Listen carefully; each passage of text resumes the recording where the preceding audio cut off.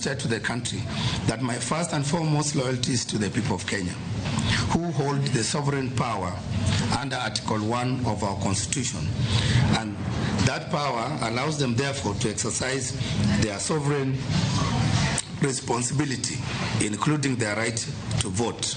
And therefore, I wish to assure Kenyans that their voices will not only be heard, but they will also count during the coming elections.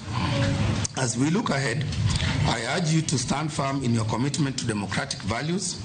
Together, we must build a stronger, more resilient nation, one election at a time. John Lewis once said, "The vote is so precious, it is almost sacred. It is the most powerful nonviolent tool which we have in a democracy."